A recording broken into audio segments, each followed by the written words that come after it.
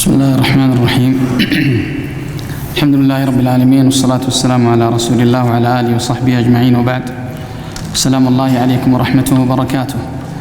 وأسأل وجل في علاه يتقبل منا ومنكم هذا المجلس وهذه الطاعة والعبادة وسائر مجالسنا وطاعاتنا وعباداتنا، إنه ولي ذلك والقادر عليه. كان الحديث بالأمس أيها الأحبة قد وقف بنا عند قول المصنف أو الماتن رحمه الله: وأن القرآن كلام الله منه بدأ بلا كيفية قولا. وذكرنا منهج أهل السنة والجماعة في القرآن على أنه كلام الله عز وجل منزل غير مخلوق، منه بدأ بلا كيفية قولا، أي هو تكلم به سبحانه وتعالى من غير أن نكيف أو من غير أن نكيف كلامه سبحانه وتعالى، وإليه يعود. وقلنا أن هذه العبارة فيها رد على المعتزلة وغيرهم من طوائف المعطلة الذين أنكروا هذه الصفة، وزعموا أنهم لو أثبتوها كما يزعمون في سائر الصفات التي نفوها، بأنهم لو أثبتوها لوقعوا في التشبيه والتجسيم، أي سيقعون في تشبيه الله بخلقه وفي تجسيمه سبحانه وتعالى. والكلام مردود عليهم من عدد من الجهات، يعني لا نطيل فيها، لكن منها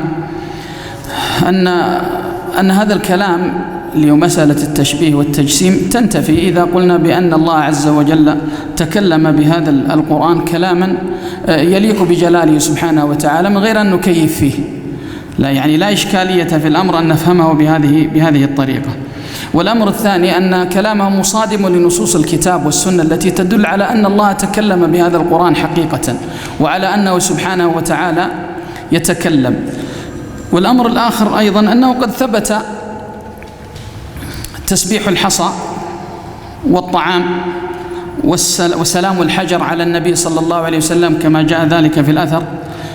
كل ذلك حصل من غير فم يخرج منه الصوت، وهذا ثابت في سنة المصطفى صلى الله عليه وسلم أن هذه الأشياء تكلمت من غير فم وسمع صوتها الصاعد. وبهذا ينتفي قولهم أن هذا غير ممكن من الله عز وجل، وأن هذا لا يكون إلا لجسم لا يكون. وبهذا ينتفي موضوع التجسيم الذين يزعمونه، فإن هذه الأشياء تكلمت من غير فم ولا نعلم كيف تكلمت، إلا أن هذا الأمر ثابت لها، فأيضا نثبت لله عز وجل أنه تكلم من غير كيفية نعلمها. فالقرآن هو كلام الله عز وجل لا كلام غيره كما تقول الجهمية، أو كما يعبر عنه مثلا الأشاعرة بأنه كلام نفسي عبر عنه غير الله عز وجل. هذا من العجب العجاب أن يقال مثل هذا الكلام. كيف يكون كلام نفسي قائم بذات الله عز وجل ويعبر عنه غيره؟ هذا الغير هو يعني يقصدون جبريل أو يقصدون النبي صلى الله عليه وسلم. هذا لا يمكن أن يعقل أصلا، يعني لا يمكن أن يعقل، لا يمكن أن يكون على يعني مستوانا ولله المثل الأعلى. أنا لو كان في نفسي يعني كلام قائم بنفسي وأقول لفلان تكلم بما في نفسي، هل هذا ممكن؟ هذا غير معقول. فكيف أن يكون الكلام معنى قائم بنفس الله عز وجل ويعبر عنه غيره؟ ثم إن هذا فيه وصف لله عز وجل بالنقص، فيه وصف لله جل جلاله بالنقص. كلام قائم بنفسه لما لا يعبر هو عنه؟ يعني هل يحتاج سبحانه وتعالى إلى من يعبر عن كلامه القائم بنفسه؟ يعني هذا شيء عجيب حقيقة، وجرأة على الله عز وجل عجيبة. ويظنون أنهم يحسنون صنعا بمثل هذا الكلام. ومثل كلام الأشاعرة تقول أيضا الكلابية، يقولون أن الكلام معنى قائم بنفس الله عز وجل حكاه عنه غيره، نفس كلام الأشاعرة. المعتزلة يقولون أن المعنى من الله، المعنى قائم النفس يعني قريب من الله، المعنى قائم بنفس الله عز وجل، والحروف يعني من مخلوقة تكلم بها جبريل أو تكلم بها النبي صلى الله عليه وسلم. والبعض أيضا يعني هناك طوائف تقول أن النبي صلى الله عليه وسلم يعني تكلم به في الأزل ثم لم يعد بعد ذلك إيش متكلما. يعني سبحان الله يا أخي، شيء عجيب، يعني لا تدري كيف لبس عليهم الشيطان حتى لا يفهموا مثل هذه المسألة، مع أنها مسألة واضحة لا تحتاج إلى هذا اللبس كله، لكنه الحرمان الذين وقعوا فيه، حرموا الهداية وحرموا معرفة طريق الحق في هذه المسائل وفي غيرها، والله المستعان. قال وأنزله على رسوله وحيا، أي نزل به جبريل عليه السلام وحيا، فليس قوله، واضح الكلام هنا أن جبريل نزل به يعني وحيا، الله عز وجل أوحى به إلى النبي صلى الله عليه وسلم ونزل به جبريل، ولم يقل الله أن جبريل هو الذي تكلم به، بل قال إنه نزل به، هو الذي نزل به، فهو مجرد رسول بين الله عز وجل وبين النبي صلى الله عليه وسلم. ولذا ومعنى قوله إنه لقول رسول كريم، في قوله إنه لقول رسول كريم، تعريف الرسول ما هو؟ حتى لأنه بعضهم يستدل يقول طيب الله يقول إنه لقول رسول كريم، إنه لقول رسول كريم، ما هو الرسول؟ ما تعريف الرسول؟ الرسول هو إيش؟ المبلغ. الرسول هو المبلغ، فهذا الرسول الكريم هو مبلغ، لا أنه أنشأه من جهة نفسه، فهو رسول، نعم هو رسول من الله إلى النبي صلى الله عليه وسلم، لكنه ما دام أنه أطلق عليه لفظة رسول فهو مبلغ لأن الرسول يبلغ ما يأتيه من الله عز وجل، سواء كان جبريل فإنه رسول يبلغ الوحي إلى النبي صلى الله عليه وسلم، أو كان النبي صلى الله عليه وسلم فإنه رسول يبلغ الوحي إلى البشر. وجاء في نص آخر رسول أمين، أي أنه أمين على هذا الوحي الذي أعطاه الله عز وجل إياه، لا يزيد فيه ولا ينقص.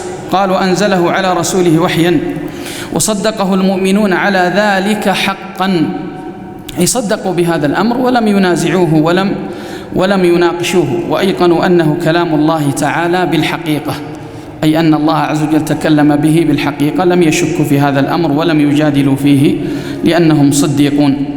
ثم قال ليس بمخلوق ككلام البرية، يعني هو تكرار للكلام السابق الذي ينفي فيه أن يكون القرآن مخلوق، وهذه مسألة تكلمنا عنها بالأمس، وتكلمنا عن الفتنة التي وقعت للإمام أحمد رحمه الله بسبب هذه القضية. قال فمن سمعه فزعم أنه كلام البشر فقد كفر، يعني من سمع القرآن وهو يعلم بأنه هو القرآن فزعم أن هذا ليس كلام الله وإنما هو كلام البشر فقد كفر، وهذا بنص القرآن أن من نسب كلام الله عز وجل أو نسب القرآن إلى غير الله فهو كافر. ولذلك ذمه الله عز وجل وعابه ووعده بسقر، كما في قوله تبارك وتعالى سأصليه سقر، أي جهنم. لماذا؟ قال فلما أوعده الله بسقر لمن قال إن هذا إلا قول البشر، فتوعده الله عز وجل بسقر عندما قال أن القرآن الذي جاء به النبي صلى الله عليه وسلم هو قول البشر، فتوعده الله بجهنم، توعده الله بسقر. فعلمنا وأيقنا أنه قول خالق البشر ولا يشبهه قول البشر، سيأتي معنا كلام في مسألة ولا يشبهه قول البشر. قال ومن وصف الله بمعنى من معاني البشر فقد كفر، فمن أبصر هذا اعتبر، وعن مثل قول الكفار زجر، وعلم أنه بصفاته ليس كالبشر، أي أنه تعالى وإن وصف سبحانه بأنه متكلم، لكن لا يوصف بمعنى من معاني البشر التي يكون الإنسان بها متكلما، فإن الله ليس كمثله شيء. فالله سبحانه وتعالى تكلم بهذا القرآن من غير كيفية، لا نشبه كلامه أو كيفية كلامه سبحانه وتعالى بكيفية كلام البشر.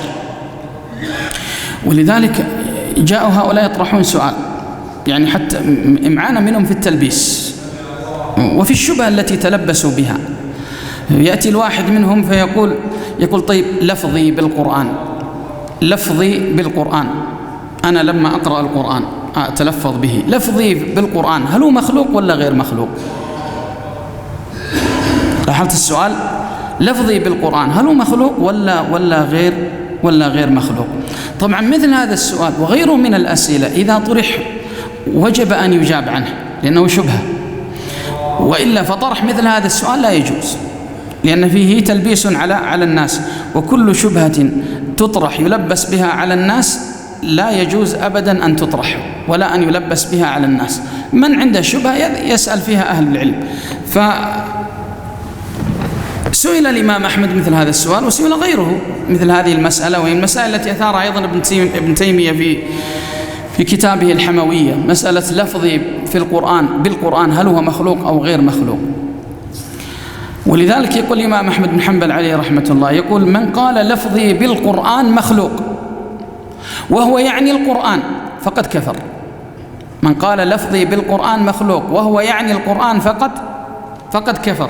طبعا ابن تيمية عليه رحمة الله فرق بين اللفظ والملفوظ، فرق بين اللفظ والملفوظ، فقال الملفوظ هو القرآن، الملفوظ هو إيش؟ هو القرآن، قال هذا ليس مخلوق. وأما اللفظ فهذا مخلوق. ما هو اللفظ؟ حركة اللسان، الأسنان، الصوت، حركة الشفتين، قال هذه مخلوقة، قال هذه مخلوقة.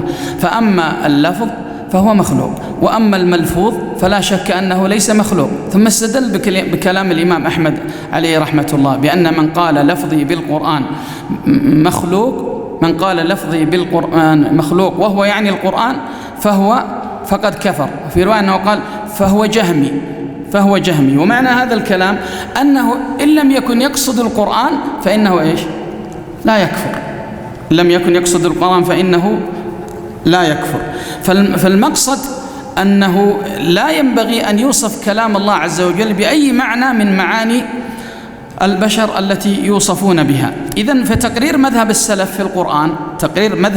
في القرآن هو أولا أن القرآن كلام الله منه بدأ وإليه يعود. ما معنى وإليه يعود في كلام السلف؟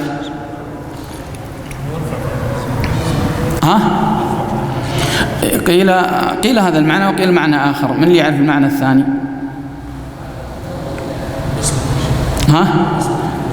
نسبته، أي يعني نسبة القرآن إلى من؟ إلى الله، أي أن يعني صفة التكلم بهذا القرآن ترجع في أصلها إلى من تكلم به أولا وهو الله عز وجل، فهو يعود إلى الله. ولو تكلمت به أنا ولو قرأته أنا فأنا لست إلا مجرد ماذا؟ مبلغ قارئ، فهو لا ينسب إلي، إنما ينسب إلى من تكلم به أولا وهو الله جل جلاله.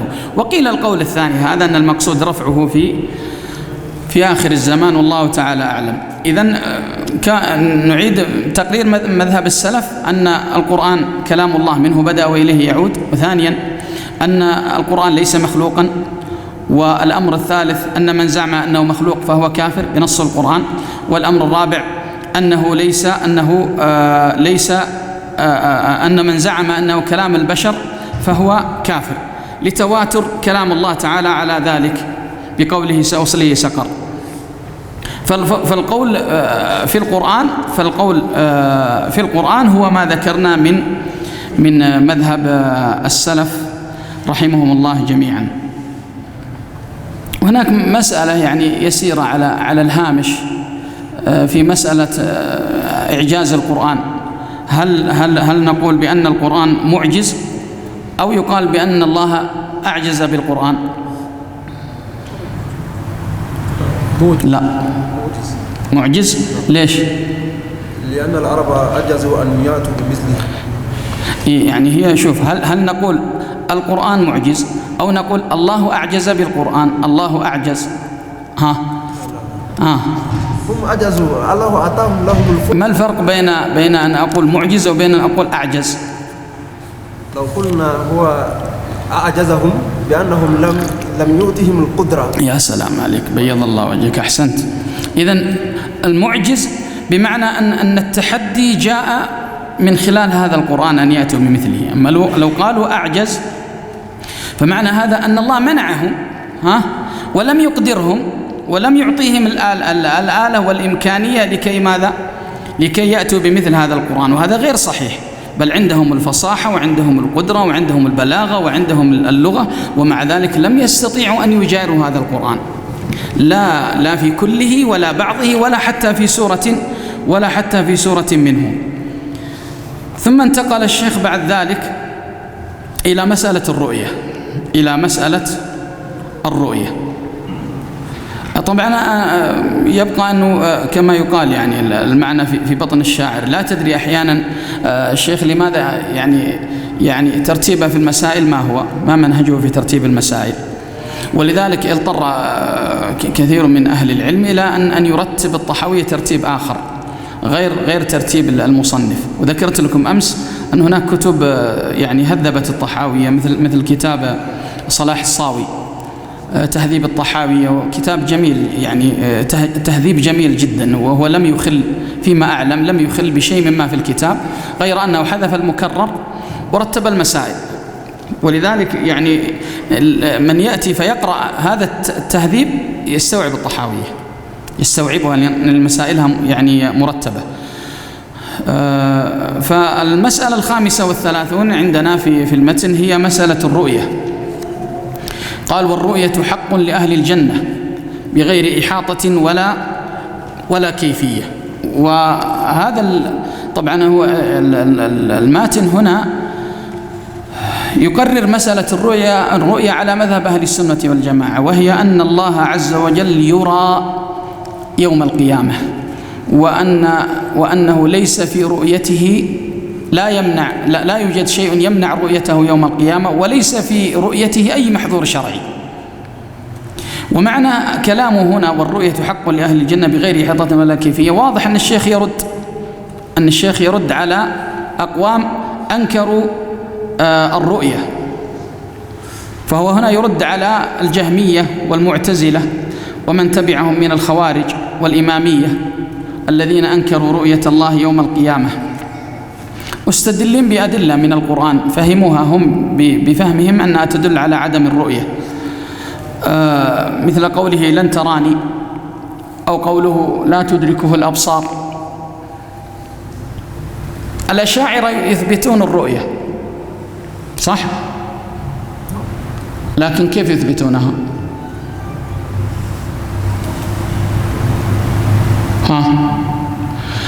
الأشاعرة لا يثبتونها على الحقيقة.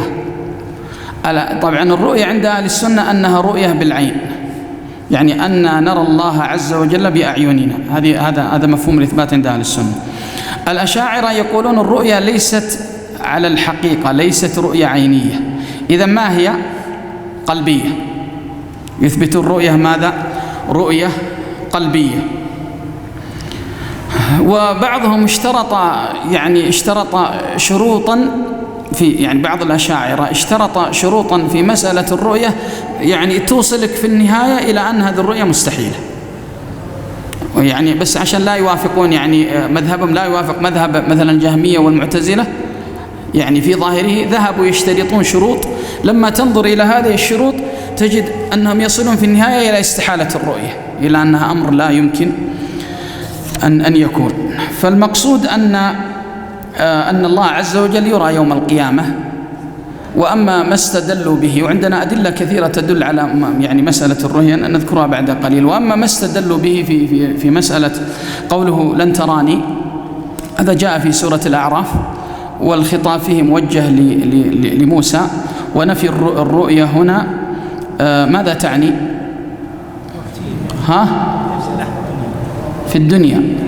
ولماذا؟ يقول العلماء الرؤية مستحيلة شرعا في الدنيا، جائزة عقلا، العقل لا يحيلها، إنما الذي يحيلها ماذا؟ الشرع، الذي يحيلها الشرع. لماذا الشرع؟ لماذا القرآن قال لموسى لن تراني؟ بين في نفس الآية لماذا الرؤية هنا منتفية. لماذا الرؤية منتفية؟ منتفية لأن تكوين موسى لا يهيئه للرؤية، ولو حصلت الرؤية لانتهى موسى، لقضي على موسى مباشرة. ولذلك أراد الله عز وجل أن يضرب لموسى مثل على مسألة أنه يا موسى أنت مخلوق، يعني أنت الآن غير مهيأ لمسألة الرؤية، بدليل أني سأتجلى للجبل، فإذا تجليت يا موسى للجبل فانظر ماذا سيحصل لهذا الجبل. إذا كان الجبل احتمل رؤيتي فستستطيع أنك تراني، مع الفارق بين متانة الجسد ومتانة الجبل. وإن لم يحتمل الجبل رؤيتي فإنك لن تستطيع ماذا؟ رؤيتي. تكوينك لا يهيئك لمسألة الرؤية. قال لن تراني ولكن انظر إلى الجبل فإن استقر مكانه فسوف تراني. فلما تجلى ربه للجبل جعله دكا وخر موسى صعقا. إذن موسى صعق من انهيار الجبل، فكيف لو رأى الله جل جلاله؟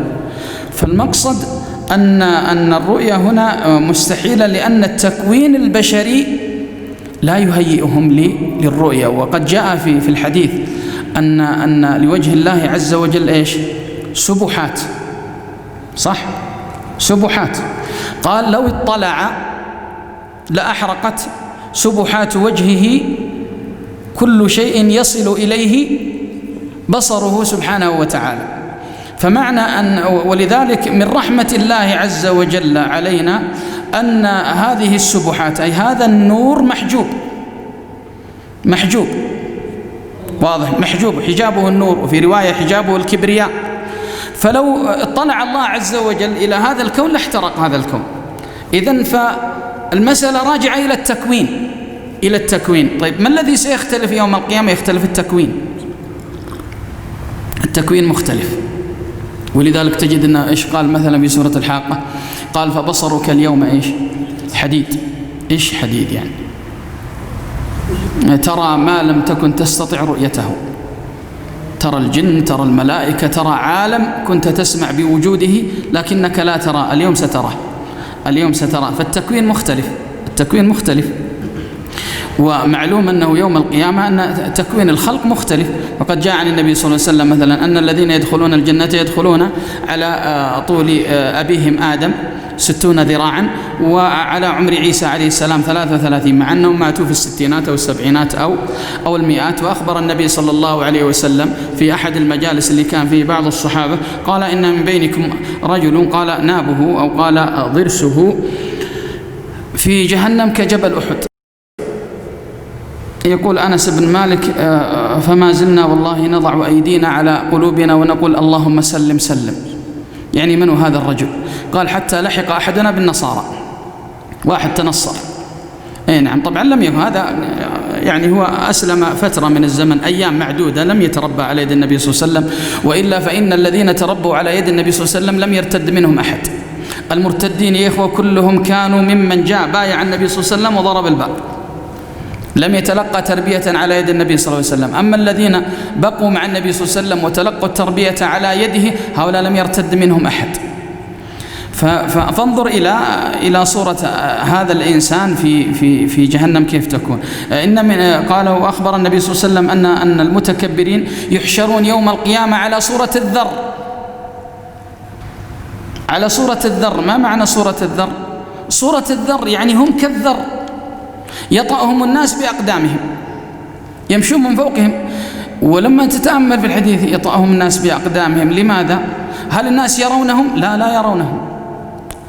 وهذا يعني عاملهم الله عز وجل بعملهم. كانوا لا يرون الناس شيئا في الدنيا، فالناس لا يرونهم حقيقة في الآخرة فيطأونهم بأقدامهم. فالمقصد أن التكوين يوم القيامة يكون تكوين مختلف متهيئ لهذا العالم الجديد الذي يبعث إليه الإنسان. وإلا قل لي كيف تستطيع أنك تبقى في أرض المحشر التي الله أعلم كم سيبقى الخلق فيها سائرون؟ ترى لا تفكر أن المسألة في ساعة ولا ساعتين، ولا ترى إن يوما عند ربك كألف سنة مما تعدون. ترى أول شربة يشربها البشر ستكون من الأحواض إن كانوا من أهل الجنة، من حوض النبي صلى الله عليه وسلم وأحواض الأنبياء. فقل لي في أرض المحشر لا أكل لا طعام لا شراب، إنما يعني شمس تحرق من فوقهم وعرق يتصبب من أبدانهم ولا يوجد أكل ولا يوجد شرب. قل لي كيف عاشوا؟ كيف يستطيعون أن يعيشوا؟ التكوين مختلف، التكوين مختلف. قوله تبارك وتعالى لا تدركه الأبصار، هناك فرق بين قضية الإدراك وبين قضية يعني الرؤية، أليس كذلك؟ فالإدراك هو إدراك الشيء من كل الجهات، وهذا لا يمكن أن يكون، بمعنى الله عز وجل لا يمكن أن يدرك. أما أن يرى فهذا أمر ممكن، حتى وأنا أنظر إليك ولله المثل الأعلى، أنا أراك، أنا أرى الذي يقابلني، يعني أراك مقابلة، لا أرى ما الذي وراءك، واضح؟ فأنا لا أدركك أثناء الرؤية، واضح؟ ها؟ يعني بعض العلماء يستدلون بقوله تعالى يعني حكاية عن قوم موسى فلما تراءت الجمعان قال أصحاب موسى إنا لمدركون. نعم. هذا دلالة على أن في فرق بين الإدراك والرؤية. فلما تراءت الجمعان نعم قال أصحاب موسى إنا لمدركون. نعم، لكن المقصود هنا بالإدراك الإحاطة، ولا يمكن لأحد من الخلق أن يحيط بالله جل جلاله أيا كان هذا المخلوق، لا البشر ولا غيرهم. فالمنفي هنا هو الإحاطة وليس الإدراك. ومنهج أهل السنة والجماعة في قضية الرؤية أنها رؤية حقيقية بالعين لا بغيرها، أن الله عز وجل يرى بالعين لا بغيرها، وهي الرؤية التي شمر إليها المشمرون واجتهد لأجلها المجتهدون وصبر وضحى يعني لنيلها الصالحون المؤمنون. ولذلك كان النبي صلى الله عليه وسلم كثيرا ما كان يسألها.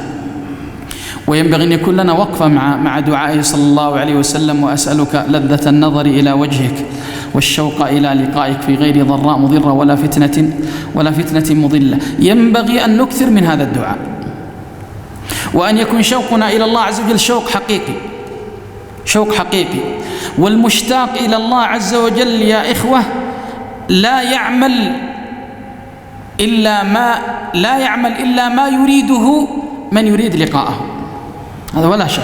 يعني لا يمكن أن تكون مشتاق إلى أحد تريد مقابلته وأنت تتسخط له، هذا صحيح ولا؟ أنا لو أريد مقابلة أحد من البشر لا شك أني سأتقرب إليه بما يحبه، صح ولا لا؟ وسأبدي له مشاعري، وسأفعل كل ما يمكن من الأفعال أن يكون من شأنها أن تقربني من هذا المخلوق. ولله المثل الأعلى. كذلك المولى جل وعلا، يعني المشتاق إليه لا يفعل إلا ما يحبه سبحانه وتعالى، حتى نكون يعني جديرين برؤيته سبحانه وتعالى. من أدلة أهل السنة والجماعة على مسألة الرؤيا من القرآن قوله تبارك وتعالى: وجوه يومئذ ناظرة إلى ربها ناظرة وعلى الأرائك ينظرون. وقوله صلى الله عليه وسلم: إنكم سترون ربكم يوم القيامة كما ترون البدر ليلة التمام لا تضامون في رؤيته. وأدلة الرؤيا كثيرة. ما معنى قول النبي صلى الله عليه وسلم لا تضامون في رؤيته؟ نعم، هي وردت بلفظين، وردت لا تضامون من الضيم، ووردت لا تضامون بالتشديد، لا تضامون في رؤيته، وعلى هذا يكون بينها فرق. لا تضامون الرؤيا لو كانت لو حصلت رؤيا في الدنيا فيها ضيم ولا ما فيها ضيم؟ فيها ضيم معي ولا لا؟ إذن النبي صلى الله عليه وسلم يسأله الرؤيا من غير ضيم يلحق، من غير أن يترتب عليه أذى من هذه الرؤيا، من غير أن يلحق به أذى بسبب هذه الرؤيا. وأما لا تضامون في رؤيته فالمقصود المضامة، يعني ما يحتاج أن الواحد يضم أحد إليه ليريه الله عز وجل، فكل يراه من المكان الذي هو فيه في الجنة. طيب، مسألة رؤية الله عز وجل يوم القيامة، من الذي يراه؟ من الذي يراه يوم القيامة؟ طبعا تعرفون أن أهل السنة عندهم خلاف في مسألة من يراه يوم القيامة، فعلى 3 أقوال. فمنهم من يقول بأن الذي يراه يوم القيامة المؤمنون فقط، ومن أهل السنة من يقول يراه المؤمنون والمنافقون، ومنهم من يقول يراه المؤمنون والمنافقون والكافرون، ولكل منهم ماذا؟ أدلتهم، ولكل منهم أدلتهم. والمرجح ما هو؟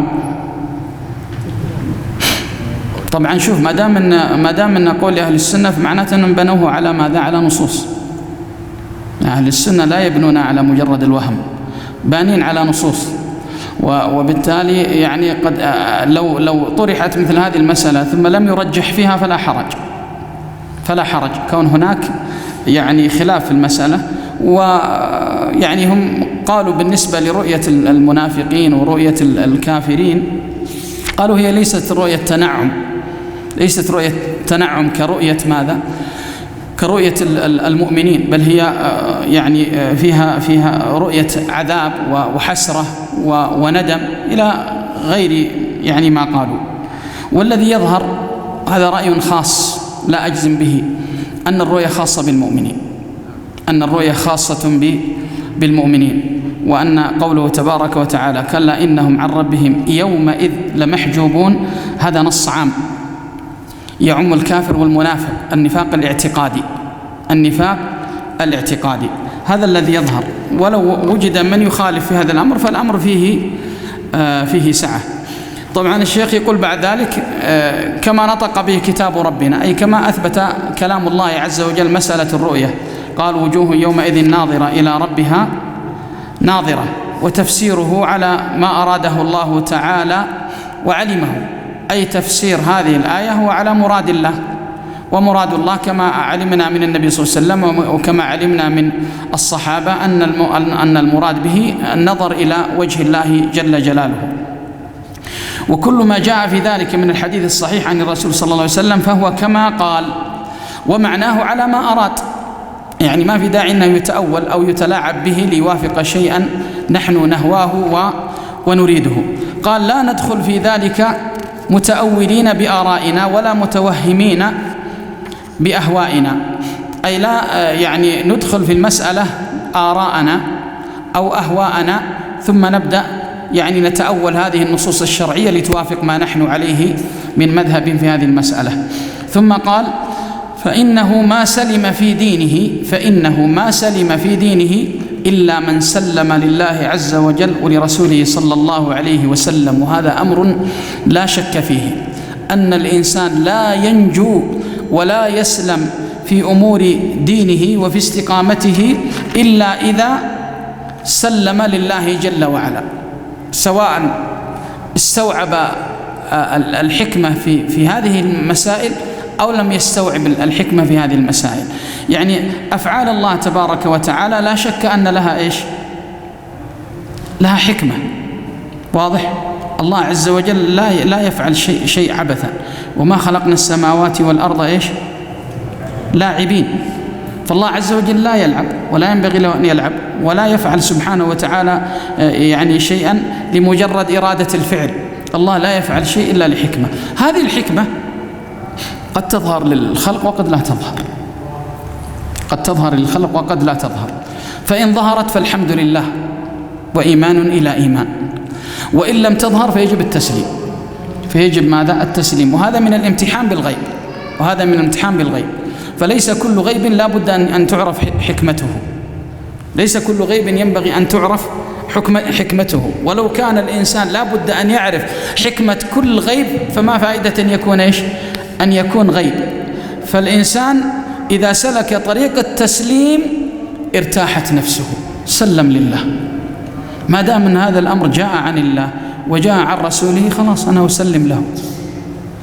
ولذلك يعني كفار قريش كان عندهم إشكالية في مسألة التسليم، يعني خصوصا أنها تتعارض مع عقولهم. ولذلك لما أخبرهم النبي صلى الله عليه وسلم أنه أسري به وعرج به إلى المسجد وعرج به إلى السماء، لم تستوعبه هذا الأمر وما عندهم استعداد أن يسلموا بهذا، وفرحوا بهذا الأمر فرحا شديدا ظنا منهم بأنهم خلاص يعني سيسقطون النبي صلى الله عليه وسلم بمثل هذا الكلام.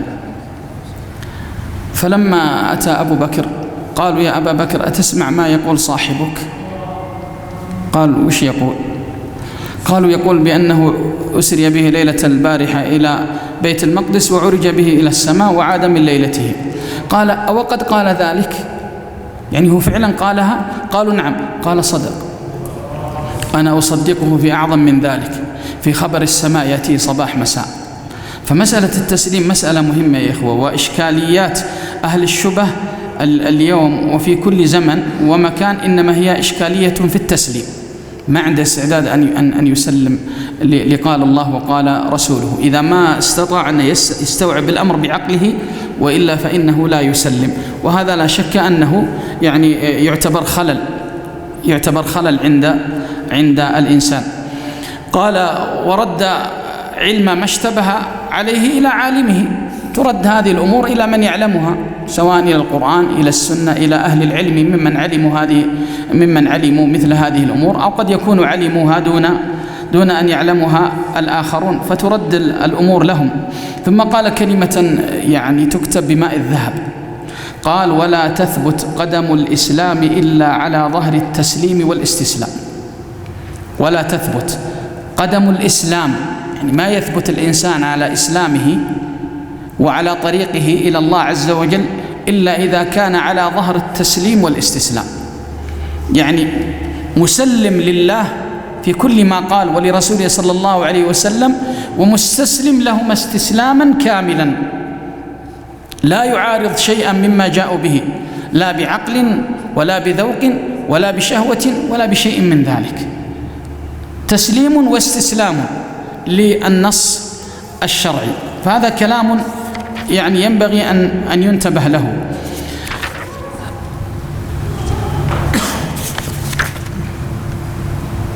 أيضا من المسائل في مسألة الرؤية موضع الرؤية أين تكون؟ نحن يعني قررنا أن مسألة الرؤية، أو قرر أهل السنة والجماعة أن الرؤية حاصلة كائنة بالعين. ومما قرروه أيضا أن الرؤية لها موضعان، يعني الله عز وجل يرى في مكانين، فقرروا أنه يرى في العرصات، وأنه يرى في الجنة. أما رؤية الجنة فالنصوص فيها يعني ظاهرة ومعلومة، منها للذين أحسنوا الحسنى وزيادة، إلى الزيادة النظر إلى وجه الله عز وجل، ونصوص أخرى دلت على أن الله عز وجل يرى في يوم الجمعة، في سوق الجمعة، وغيرها من النصوص. لكن متى يرى في العرصات؟ أنا هذه المسألة أضنتني كثيرا، يعني أشغلتني كثيرا البحث فيها، في متى يرى الله عز وجل في العرصات. وجدت النووي أشار إليها في شرحه على مسلم، ولم أجد هذه الإشارة عند غيره. أشار إلى أن الرؤيا التي تكون في العرصات تكون بعد مجاوزة الصراط، بعد مجاوزة الصراط. وكلامه ربما يكون فعلا هو الكلام الصائب في المسألة والصحيح. لماذا؟ يقول ابن تيمية عليه رحمة الله في شرح الواسطية، يقول: من جاوز الصراط دخل الجنة. يعني مسألة دخول الجنة أصبحت مضمونة حتى ولو كان من أهل القنطرة الذين يهذبون قبل دخول الجنة، ولو كان من أهل الأعراف على قول أنهم الذين استوت حسناتهم وسيئاتهم. مسألة دخولهم الجنة مسألة محسومة، لكن قد يحصل تأخير لأسباب مختلفة، وإلا أن مآلهم إلى الجنة مآل محسوم في النهاية. فإن قيل بأن الله تجلى لهم في هذا الوقت فيمكن أن يكون هذا. ولذلك جاء في الأثر أن الله عز وجل يتجلى لهم وهو يضحك، قال: رضا بما صنعوا. فهذا يكون والله تعالى أعلم بعد مجاوزة الصراط، والله أعلم. نعم يا شيخ. توجه في آية وجاء ربك والملك صفا صفا. إيش المشكلة فيها؟ تدل على القيامة. أنت تقصد أنه يلزم على هذه الآية أن يكون هناك رؤية؟ لا، في آية أخرى جاء فيها ذكر الغمام، أن الله ينزل إيش ويحيط به سبحانه وتعالى الغمام يحجب يعني الرؤية عنه، فقد جاء هذا، فليس بهذا يعني تعارض في المسألة. نعم. طيب، قال فمن رام علم ما حضر عنه علمه، يعني اللي يحاول أن يتكلف الوصول إلى ما حجب عنه من العلم بأمر الله عز وجل، ولم يقنع بالتسليم فهمه، ما عنده استعداد أن يسلم، حجبه مرامه عن خالص التوحيد، يعني سيكون عنده خلل في إيش؟ في التوحيد، سيكون عنده خلل في التوحيد. وقالوا خالص التوحيد يعني عن كامل التوحيد، فإن توحيده لا يكون توحيدا كاملا. قال حجبه مرامه عن خالص التوحيد وصافي المعرفة وصحيح الإيمان، ويكون حاله كحال المنافقين يتذبذب بين الكفر والإيمان والتصديق والتكذيب والإقرار والإنكار، موسوسا تائها شاكا، لا مؤمنا مصدقا ولا جاحدا مكذبا. لا هو مؤمن مصدق ولا هو جاحد مكذب، لكن مذبذب في هذا الأمر، غير مطمئن بإيمانه ولا ثابت في طريقه وسيره. قال ولا يصح الإيمان بالرؤية لأهل دار السلام، يعني لأهل الجنة، لمن اعتبرها منهم بوهم. والمقصود هنا أن الإيمان بالرؤية فرض، يجب عليك أن تؤمن برؤية الله عز وجل، لا أن تتوهمها. لماذا؟ لأنها مسألة مذكورة في الكتاب والسنة ومحسوم النص فيها. قال أو تأولها بفهم، إذ كان تأويل الرؤية وتأويل كل معنى يضاف إلى الربوبية بترك التأويل ولزوم التسليم، وعليه دين المسلمين، أي أنه يتسلط على نصوص الكتاب والسنة فيؤولها، يتلاعب بها، وهذا ليس دين المسلمين ولا فعلهم، بل إنهم يسلمون لله تبارك وتعالى. قال ومن لم يتوقع النفي والتشبيه زل ولم يصب التنزيه، أي أن من تسلط على نصوص الكتاب والسنة نفيا لظاهرها وتشبيها لها زل عن الحق والجادة فأخطأ تنزيهه الذي رآه. ومعلوم أن نفي الصفات عند المعطلة 3 مراتب. فهناك النفي بالكلية، أنهم ينفون أسماء الله عز وجل وصفاته بالكلية، وهذا هو منهج الجهمية. وهناك من نفى أكثرها وهم المعتزلة والأشاعرة والماتريدية، نفوا أكثر الصفات، أو نفى بعضها كما يقع من الكلابية والماتريدية. هذا فيما يتعلق بالنفي. وأما التشبيه، ومن لم يتوقع النفي والتشبيه، التشبيه معلوم أن التشبيه يعني يكون بأحد أمرين: إما تشبيه الخالق بالمخلوق فيما هو من خصائص، تشبيه الخالق بالمخلوق فيما هو من صفات المخلوق، كأن يقول يد الله كيد المخلوق، أو سمع الله كسمع المخلوق، هذا نوع من أنواع التشبيه وهو باطل. أو تشبيه المخلوق بالخالق، تشبيه المخلوق بالخالق فيما هو من خصائص الخالق، فيما هو من خصائص الخالق. وهذا ذكر أهل العلم أنه يكون فيه أحد 3 أمور: يكون في الأفعال وفي الحقوق وفي الصفات. يكون في الأفعال وفي الحقوق وفي الصفات. ففي الأفعال كأن يدعى غير الله، يدعى غير الله، أو يذبح لغير الله، هذا فعل يقصد به وجه الله عز وجل فيصرف لمن؟ فيصرف المخلوق. هذا في الأفعال مثلا.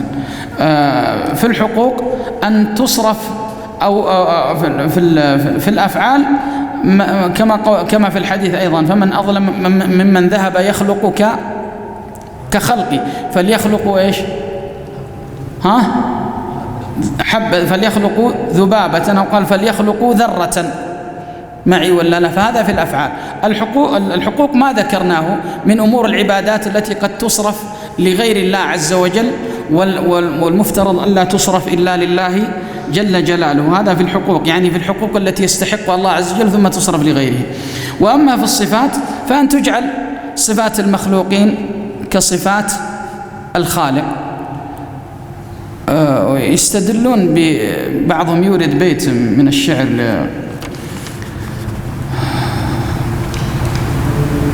واحد كان يمدح أحد الحكام الفاطميين، كان يمدحهم. تعرف أحيانا الشعراء يعني قد يصاب الإنسان بالزهو والغفلة حتى يغفل عن نفسه فيما يقول.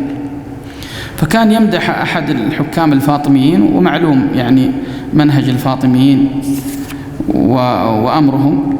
فكان مما قال، كان يقول عنه، يقول: ما شئت لا ما شاءت الأقدار، فاحكم فأنت الواحد القهار. فاحكم فأنت الواحد القهار. لا شك أن وصفه بما لا يوصف به إلا الله جل جلاله. يقول من ذكر هذه القصة، يقول: هذا الرجل أصيب بمرض يسمى الفالج. الفالج قريب من الشلل. هل هو الشلل أو ليس هو؟ الله أعلم. لماذا نقول الله أعلم؟ لأن وصف الرجل له عجيب، يعني وصف الرجل لهذا المرض كان عجيبا. الشلل معلوم أنه ينقسم الإنسان إلى قسمين: قسم يشعر به وقسم لا يشعر به. لكن القسم الذي يشعر به شعور إيش؟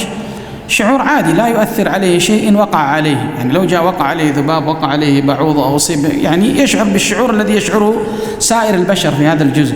لكن هذا الرجل وصف وصفا آخر. فجاءه بعض أصحابه يعودونه، يزورونه في مرضه بعد أن أصيب بهذا المرض، مرض الفالج. فقالوا له: كيف تجدك؟ قال: كيف يجد امرؤ نفسه قسمه ربه إلى قسمين: أما جزء من جسدي فوالذي نفسي بيده لو قرض بالمقاريض وقطع بالسيوف ما شعرت به، وأما الآخر فوالذي نفسي بيده لو وقعت عليه بعوضة لكأنما وقعت عليه جبال الدنيا. يعني حتى البعوض يقول أنا ما أحتملها على هذا الجسد. ثم قال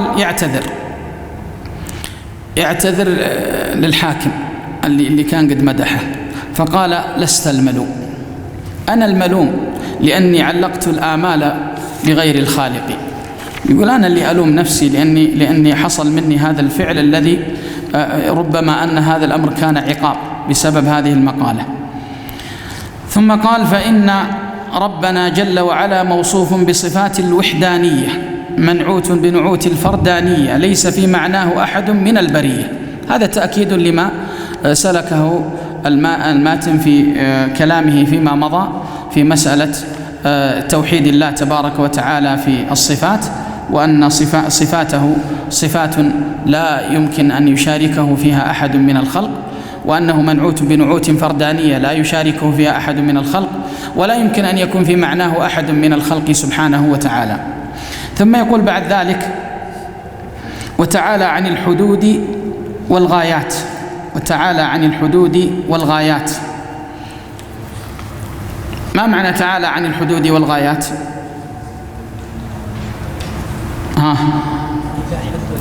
أي أنه لا حد لصفاته، أيوة، ولا نهاية له. أي لا حدود وغاية تنتهي إليها الصفة. لا حدود وغاية، الغاية هي النهاية تنتهي إليها الصفة. وهذا أصلا لا نقول به، هذا الكلام لا نقول به. وقوله وتعالى عن الحدود والغايات هذا من نفي المفصل الذي سبق وذكرناه وأنه مخالف لمذهب أهل السنة والجماعة، لأنه يقول وتعالى عن الحدود والغايات والأركان والأعضاء والأدوات. نعم، هذا الكلام ليس من كلام أهل السنة والجماعة، ولا يعني يقولون به، ولذلك فإنا لا نقول بمثل هذه الألفاظ، لا نقول ولا نعبر بها عن الله عز وجل. الأمر الثاني، فإذا قلنا الإشكالية في هذه العبارات أولا أنها من النفي المفصل، ونحن قلنا بالأمس أن النفي المفصل لا يصح في حق الله عز وجل. نعم، هذه العبارة تعارض الرحمن على العرش استوى أم ما بينه معارضة؟ لا، ليس هناك معارضة، ليس هناك معارضة في هذا الأمر. تقصد أن الاستواء محدود؟ إلا هذا قصدك. ذكر الإمام عبد الله بن المبارك وغيره عندما قالوا استواء الله على العرش هل فيه حد؟ هل يحد؟ قال ابن المبارك نعم يحد. لكن إيش قصد الإمام ابن المبارك؟ يقصد الحد الذي يعني لا يتوهم معه المخالطة، لا يتوهم معه ماذا؟ المخالطة بينه وبين إيش؟ وبين العرش. هذا قصد الإمام عبد الله بن مبارك، وليس قصده ما قصده المتكلمون في مسألة إيش؟ في مسألة الحدود.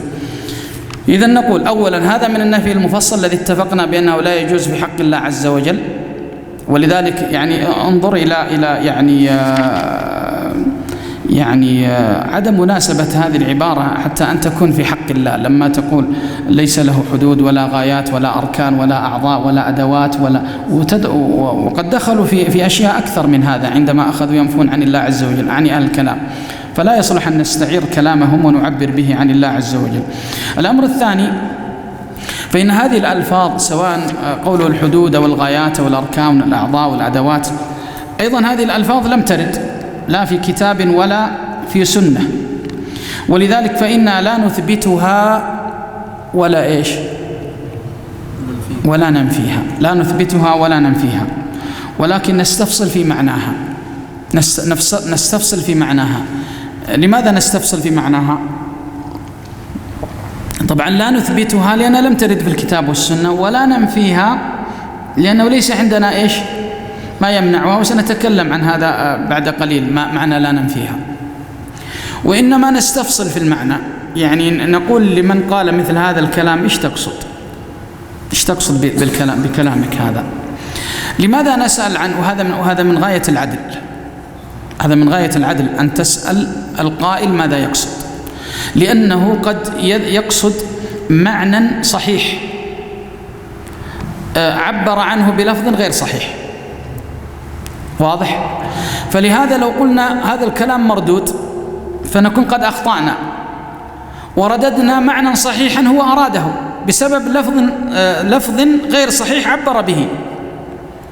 فلما نستفصل عن المعنى، إن كان والله المعنى الذي قصده صحيح قبلنا المعنى وأعطيناه ما يناسبه من إيش؟ من الكلام الشرعي، مثل قولهم القديم، ردينا اللفظ لأنه لم يرد في الكتاب والسنة، وجينا إلى موضع لفظة القديم، وش تقصدون؟ قالوا نقصد أنه أزلي سبحانه وتعالى. قلنا إذن يناسبها الأول، واضح؟ الأول. فإن كان قصد معنى صحيح قبلنا المعنى الصحيح وربطناه بما يناسبه من الألفاظ الشرعية الصحيحة، وإن كان المعنى غير صحيح فإننا لا نقبل اللفظ لأنه لم يرد في الكتاب والسنة، ولا نقبل المعنى أيضا لأنه معنى ينافي كمال الله تبارك وتعالى. كوننا نقول لا ننفيها هذا لا يعني أنها محتملة، هذا لا يعني أنها إيش؟ محتملة. لا، ليس هذا المراد. إذن فما هو المراد؟ إذا كنا نقول لا ننفيها، إذا كنا لا نقصد أنها محتملة، فماذا نعني؟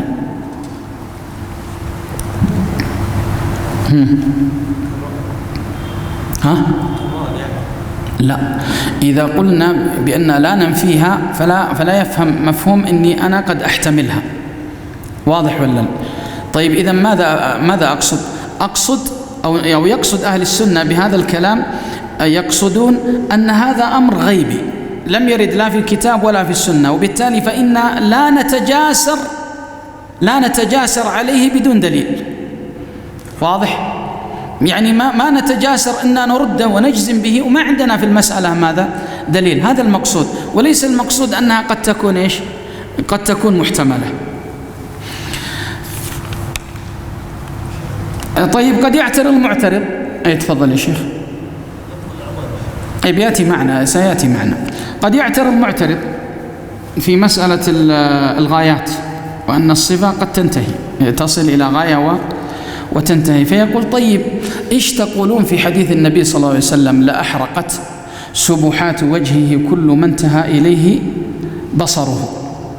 ألا يعني هذا أن بصره له حد وغاية؟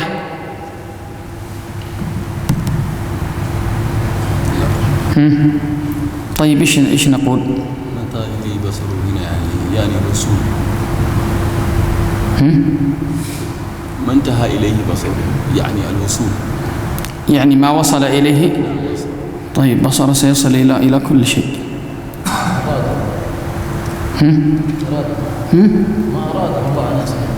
ما أراد الله أن يصل إيش؟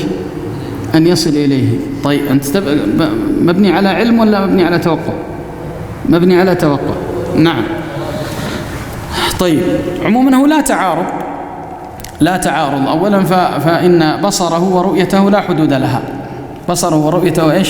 لا حدود لها. وكذلك إيش؟ الإحراق لا نهاية له، بمعنى أنه لو قدر أن اطلع فسيحرق كل شيء، فسيحرق إيش؟ كل شيء، من غير ماذا؟ من غير أن يكون هناك حدود للإحراق. فليس المراد أنه سيحرق يعني بصره إلى مدى معين، معي ولا؟ لكن المقصود أنه سيحرق كل شيء يكون واضح ولا، أو يكون موجود، ويكون موجود. هذا واضح. فليس في المسألة يعني ليس فيها تنافي. نعم. هذا الحديث من انتهى إليه بصره، فلو حملناه على معناه الظاهر سيكون هناك تحديد وغاية لرؤية الله، لأن إننا قلنا انتهى بصره إلى هذا الحد، هذا تحديد يعني أنت ترد، أنت تقول أنه نعم هذا ما نقرره. نحن نقول هو لا يفهم منه أنه انتهى حد أو أنه يصل إلى حد أو غاية، بل نقول كما أن بصره لا حدود لها فكذلك الإحراق لا حدود له. هذا المقصود. طيب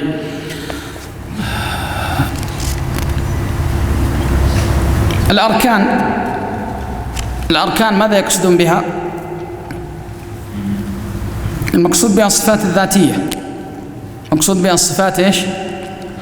الذاتية. الأركان والأعضاء والأدوات كل هذه مقصود بها إيش؟ الصفات الذاتية، مثل اليد والوجه والرجل. هذا المقصود بهذه العبارة، وكلها كما قلنا يعني نقول فيها ما قلناه في مسألة الحدود والغايات. قال لا تحويه الجهات الست كسائر المبتدعات، كسائر المبتدعات، لا تحويه الجهات الست كسائر المبتدعات. ايش الجهات الست؟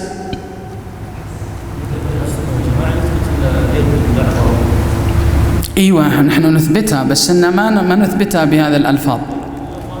اي يعني ما نقول انها، ما نطلق عليها انها اركان ولا اعضاء ولا ادوات. واضح؟ بالنسبه للفظ الاعضاء اشد يعني الفاظ ما فهمت. حدود الغايات اهون شويه من الاعضاء. مسألة أهون أو غير أهون هذه مسألة أخرى. واضح. نحن نتكلم عن هذه الألفاظ هل هي شرعية ولا غير شرعية معي، فنقول هذه الألفاظ غير شرعية لأن لم ترد لا في كتاب ولا في سنة. الذي ورد في القرآن أنه له يد فنطلق عليه هذا الإطلاق، له رجل، له ساق، له عين، واضح، له أصابع، له كف، له قبضة، هذا الذي ورد. أما أن يؤتى يعبر عنها بتعبير، يعني أنت تتكلم عن الله عز وجل، يعني كيف تجرؤ أنك يعني تتكلم عن الله بما لا يليق به؟ يعني الله عز وجل اختار لنفسه أن يقال عنه هذا، ونحن نقرأه صباح مساء بهذا، فلماذا أنت تظن أنك قد تأتي بعبارة أفضل مما جاء به المولى جل وعلا؟ هذا ليس من الأدب في شيء أبدا. وهذا مفهوم حتى عمر بن الخطاب عندما قال أما إني لا أحمل هم الإجابة ولكني أحمل هم السؤال. يعني أنت كيف ستتخاطب مع الله عز وجل؟ كيف ستخاطبه؟ ما هو الكلام الذي ستقوله له سبحانه وتعالى؟ المقصود أن الكلام عن الله ليس كالكلام عن غيره. وعندما يأتي الإنسان بعبارات لم ترد في القرآن، ما معنى هذا؟ إيش معناه؟ القرآن قاصر؟ الله ما أحسن يعبر عن نفسه؟ والله عز وجل يقول لله الأسماء الحسنى فادعوه بها. فنقول هذا ليس من الأدب في شيء، يعني في التعامل مع الله عز وجل. لا تحوي الجهات الست كسائر المبتدعات. معناها الجهات الست ما معناها؟ ما معناها يمين شمال، أي أعلى أسفل فوق أمام خلف، هذه الجهات الست. هنا أيضا هو نفي مفصل. قول لا تحوي الجهات الست كسائر المبتدعات هذا نفي مفصل، قلنا بأنه لا يصح في حق الله تبارك وتعالى. ولذلك هذا النفي ينبغي أن يتبع بالإثبات المناسب كما سبق وقررنا. يعني إذا نفيت عن الله عز وجل شيئا فينبغي أن تعقبه بما تعتقده. ولذلك لما نقول مثلا لا تحويه الجهات الست ونسكت كذا، هل يصلح؟ لا. طيب وش تعتقد؟ ما هو اعتقادك؟ ولذلك كان المفترض أن المصنف هنا أعقب هذا الكلام بكلام يبين فيه ما الذي ينبغي أن يعتقده الإنسان. ما دام أني نفيت لازم أني أعتقد شيء. نعم. فنقول هو سبحانه فوق مخلوقاته بائن منهم مستو على عرشه. لأنه عندما يقول لا تحوي الجهات الست كسائر المبتدعات قد يفهم فاهم أو يتوهم متوهم أن فيه نفي الفوقية، أن فيه نفي إيش؟ الفوقية. طيب هل تفضل يا شيخ. بسم الله الرحمن الرحيم، الحمد لله والصلاة والسلام على رسول الله. انتقل الشيخ بعد ذلك إلى الكلام عن تفضل يا شيخ. هذه الألفاظ التي أوردها المصنف والأركان والأعضاء والأدوات وتقدم معنا وقررتم الآن بأننا لا ننفي هذه الألفاظ ولا نثبتها بل نستفسر عن معناها، فهل هنا نثبتها مستفسرين عن معناها؟ المعنى معروف. لهم المعنى معروف. هم يقصدون، قلت هم يقصدون الصفات الذاتية، فالمعنى معروف. نعم. يقول الماتن بعد ذلك قال والمعراج حق وقد أسري بالنبي صلى الله عليه وسلم وعرج بشخصه في اليقظة إلى السماء ثم إلى حيث شاء الله من العلا. هذه المسألة المعراج هي من المسائل الغيبية التي لا نعرفها إلا من جهة النبي صلى الله عليه وسلم، وقد تواترت بها النصوص فوجب الإيمان بها. وسورة الإسراء مبنية على يعني بني مطلعها على قضية إثبات الإسراء بالنبي صلى الله عليه وسلم إلى بيت المقدس، سبحان الذي أسرى بعبده ليلا من المسجد الحرام إلى المسجد الأقصى. ثم تكلم عن المعراج في سنة النبي صلى الله عليه وسلم، وأنه ما كان في ليلة واحدة، أي ليلة كان فيها الإسراء إلى بيت المقدس ثم كان فيها العروج إلى السماء. وفي الحديث أن جبريل جاء النبي صلى الله عليه وسلم وهو مضجع في حطيم مكة، فأخذه فشق صدره ما بين ثغرة نحره إلى شعرته إلى أسفل بطنه، وقد كان أثر المخيط موجودا في جسد النبي صلى الله عليه وسلم يراه الصحابة، يظهر في صدره صلى الله عليه وسلم. فلما شقه أخرج قلبه وجيء بطست فيه الإيمان والحكمة، طست من ذهب كما جاء في الأثر. قال صلى الله عليه وسلم فغسل قلبي به وحشي إيمانا وحكمة. لماذا فعل هذا؟ استعدادا لهذه الحادثة الغريبة، أعني الإسراء والمعراج. وهذه لنا معها وقفة. يعني النبي صلى الله عليه وسلم عندما أسري به وعرج به ألم يكن نبيا؟ نبئ ولا ما نبئ؟ نبئ. الاختيار له صلى الله عليه وسلم بأن يكون رسولا نبيا، ألا يدل هذا على استحقاقه لهذا الاختيار؟ هل يوجد من هو أصلح منه في ذلك الزمن أو حتى في غير من الأزمان ليكون رسولا نبيا ويكون خاتم الأنبياء؟ لا. واضح هذا الكلام؟ طيب. ومع ذلك فإنه عندما حانت ساعة لقاء الله كان النبي صلى الله عليه وسلم يحتاج إلى تهيئة أخرى غير هذه التهيئة التي كان عليها. وهذه التهيئة ليست تهيئة جسدية، بل هي تهيئة ماذا؟ قلبية. بل هي تهيئة قلبية. ولذلك كان الشق لبدنه، كان إخراج القلب، كان غسل شق هذا القلب، يعني إخراج ما فيه، إخراج ما كان فيه، ثم حشي بعد ذلك بالإيمان والحكمة، ثم أسري به وعرج. طيب، تساؤلات يعني تحدث في ذهن الإنسان ويقرأ مثل هذه الأمور. أولا، فالنبي صلى الله عليه وسلم هل كان هناك هل كان مهيئا قبل هذه الحادثة إلى أن يعرج به؟ لا، لتكوينه البشري، بشر. يعني إذا كان النبي صلى الله عليه وسلم عندما رأى جبريل وهو عائد من غار حراء إلى بيته، ثم رآه وقد رآه على صورته وهو جالس على عرشه على كرسيه وقد سد الأفق، ما الذي حصل النبي صلى الله عليه وسلم؟ غشي عليه من شدة الخوف والرعب. ولما أفاق ذهب إلى زوجته خديجة رضي الله عنها وأرضاه وطلبها إيش؟ زمليني، دثريني. كان يرتعش كأنما هو محموم، وهذا من شدة الخوف. إذن كان لا بد أن يزول هذا الأمر، لأن سيرى أحداث أعظم مما رآه في تلك الليلة. كان هذا الأمر لا بد أن يزول عنه. الأمر الآخر أنه كان يحتاج إلى قوة أخرى قلبية، إلى إيمان أكثر. وإذا قال حشي إيمانا إلى حكمة أكثر، حشي قلبه حكمة، ثم ماذا؟ ثم بعد ذلك أصبح مهيئا إلى حادثة الإسراء والمعراج وأسري به وعرج به.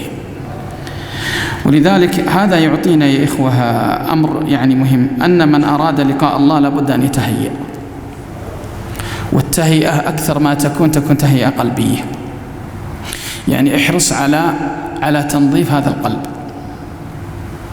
ولذلك كما قال الله عز وجل: إلا من أتى الله بقلب سليم. وسلامة القلب ما هو بالأمر الهين. وأكثر ما يدخل الناس بعد اللسان جهنم إنما هو ما التصق بقلوبهم من إيش؟ من أمراض. فمهم يا إخوة أن الإنسان يحرص على يعني تنظيف هذا القلب، تنقيته، لا يكون فيه إلا الله عز وجل، وأن يبعد عن قلبه كل ما من شأنه أن يعني يضعف صلته بالله تبارك وتعالى، سواء عجب، غرور، رياء، سمعة، حسد، الأمراض القلبية، الكبر، الأمراض القلبية التي قد يصاب بها الإنسان. فإن هذه الأمور قد تحول بينه وبين مراده. فإذا كان النبي صلى الله عليه وسلم وهو الرسول المرسل المختار من الله عز وجل، خليله سبحانه وتعالى، ويهيأ كل هذه التهيئة لأجل أن يلقى الله عز وجل في تلك الليلة، فكيف بنا نحن؟ فالأمر يا إخوة يحتاج منا إلى عناية، إلى زيادة عناية بهذه القلوب. نسأل الله عز وجل أن يصلح منا ومنكم الظاهر والباطن. قال: ثم أخذني جبريل فإذا دابة بين البغل والحمار. بين البغل والحمار، فقال اركب، فركبت، ثم سرنا إلى أن وصلنا بيت المقدس. هذا كله من الغيبيات، هذا كله من الغيبيات التي أخبر بها النبي صلى الله عليه وسلم. والقاعدة فيه وفي غيره من المغيبات عند أهل السنة، القاعدة في المغيبات عند أهل السنة هي 3 أمور. أولا التسليم به، التسليم ما دام أن النص جاء به فينبغي أن نسلم به سواء استوعبناه أو لم نستوعبه. الأمر الثاني الإيمان به، أن نؤمن بأن هذا الأمر حصل حقيقة. الأمر الثالث عدم الاعتراض عليه، عدم الاعتراض عليه بتكذيب أو تحريف أو تأويل. وهذا الأمر محتمل الاعتراض عليه. لماذا؟ لأنه يصادم العقل، يصادم إمكانيات العقل ويصادم إمكانيات البشر، ولذلك قد يعترضون عليه.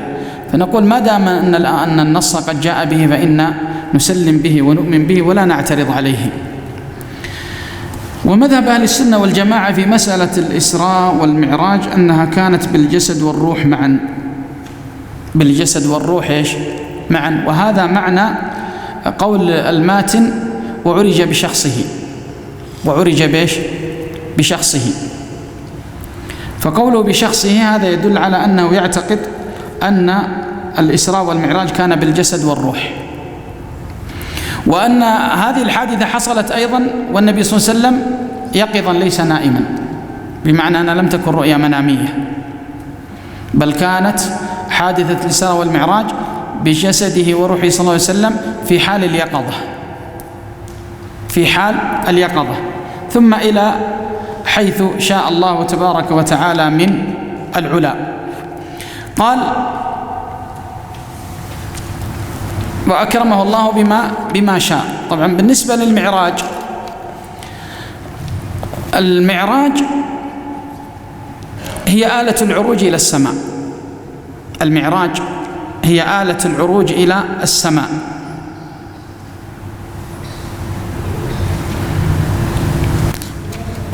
العروج هو الصعود، صح ولا لا؟ لكن وكنا سنقول بهذا، كنا سنقول بأن العروج هو الصعود، لأن هذا لأنه من الغيب، ونحن نقول بما نفهم في المسألة. لكن النبي صلى الله عليه وسلم وصف وصفا زائدا، فدل على أن المعراج هنا هو آلة وليست يعني آلة يصعد فيها إلى السماء. فقلنا المعراج هو آلة العروج إلى السماء، وقد جاء وصف له. فالنبي صلى الله عليه وسلم بعد أن صلى في بيت المقدس يقول فأخذني جبريل فوجدت سلمين أحدهما ذهب والآخر فضة، فقال لي جبريل اصعد، فصعدت. فدل هذا على أن المعراج هو آلة العروج. وجاء في بعض الروايات قوله فهذا الذي يشخص إليه البصر حين تفارق الروح البدن. وشو المعراج؟ طبعا أنا لم يتأتى لي التأكد من صحة هذه الرواية، لكن إن صحت فالمقصود أن شخوص البصر يكون إلى المعراج، إلى الملائكة عندما يعرجون عندما ينزلون ويعرجون فيه. إذن فالمعراج آلة خاصة يعرج بالبدن والروح من خلالها، والله أعلم بكيفيتها. ووقت وقوع هذه الحادثة على الصحيح أنها قبل الهجرة بسنة، وإن كان هناك اختلاف في مسألة هل هي قبل 6 أشهر 3 أشهر 4 أشهر. هناك روايات متعددة في الأمر، وذلك لأن الأمر فيه غيب، ولكن ربما أن يكون الأقرب أنه كان قبل الهجرة بسنة. والصحيح أيضا أنه مرة واحدة ولم يتكرر، لأن هناك خلاف على أنه يعني حصل أكثر من مرة، فقيل أسري به مرتين وعرج به مرة وغير هذا الكلام، لكن الصحيح والله تعالى أعلم أن الإسراء والمعراج كان مرة واحدة لم يتكرر. طيب، من الأسئلة التي تورد نفسها عند الكلام عن الإسراء والمعراج هو هل لقي النبي صلى الله عليه وسلم ليلة عرج به إلى السماء، هل لقي أجساد الأنبياء مع أرواحهم أو أرواحهم فقط؟ هذا أيضا خلاف، هل هو لقي أجسادهم أو لقي أرواحهم أو لقي الأجساد والأرواح معا؟ والظاهر والله تعالى أعلم أنه لقي الأرواح دون الأجساد، لقي الأرواح دون الأجساد عدا عيسى. فمعلوم أن عيسى رفع بجسده وروحه إلى آخر الزمان، هذا الذي قد يعني يظهر من استقراء النصوص. والنبي صلى الله عليه وسلم عندما عرج به رأى أمورا، هذه الأمور التي رآها بعضها بالبصر، يعني النبي صلى الله عليه وسلم رآها بعينه ببصره صلى الله عليه وسلم، وبعضها رآها بالقلب والفؤاد كما جاء ذلك في بعض الآثار، رأى بعضها بالقلب والفؤاد، وبعضها رآها ببصره صلى الله عليه وسلم وبقلبه، والله سبحانه والله أعلم يعني بتفاصيل هذه الأمور التي رآها كلها. وأما بالنسبة لله عز وجل فالصحيح أنه لم يره، وإنما كلمه سبحانه وتعالى كلام حقيقي من غير ترجمان، وكان يحول بينه وبين الله عز وجل حجاب، قال وحجابه النور، فكان النبي صلى الله عليه وسلم كلما نظر لا يرى أمامه إلا نور، وهذا معنى قوله نور أن أراه. ثم انتقل بعد ذلك المصنف بعد أن تكلم عن مسألة المعراج انتقل للكلام عن الحوض.